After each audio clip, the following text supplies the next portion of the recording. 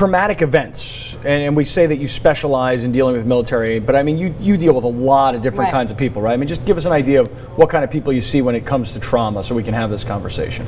I work with a lot of couples and people who have gone through either what we call small T trauma events, whether it be what trauma? Small T trauma, which could be abuse growing up, or large T trauma such as this event with what happened in Boston. But it could be neglect, it could be abuse, and these things affect a person and how they deal with these larger traumatic events that happen currently. Right. If you're somebody who's sitting in front of the TV all day long and just gets addicted to the news, and I know I get like this, where I can't get enough. Right. You know, I mean, the bomb and different angle and different stories, and oh my God, there's blood and gore, and I need to see more because I'm a little voyeuristic like that. Eventually, it just can kind of weigh on you, right? I mean, you can become very depressing. What do you do? Absolutely. It's those type of times you want to find out what's going on, and I think for the person, they need to know the basic facts of what's going on, but to stay glued to that TV, it's not a healthy thing to do. We need to be able to take control of what's going on within ourselves so that we can get this place of normalcy back, take our remote control and turn that TV off,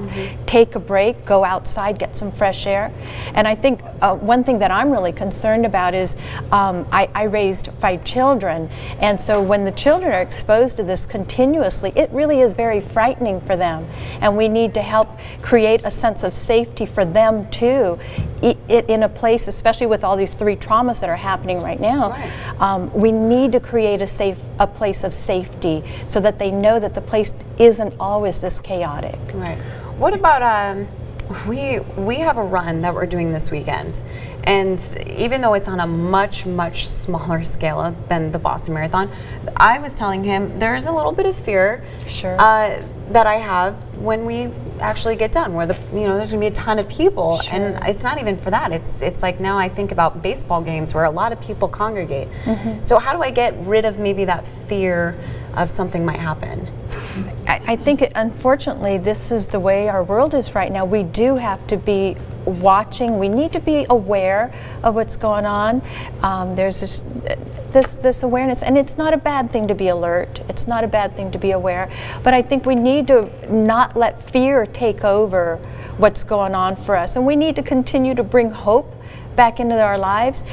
The clip you had earlier about how those children set up a finish line for that one teacher, that just so touches my heart. We can always turn something around to make it positive, right? How are we going to survive this?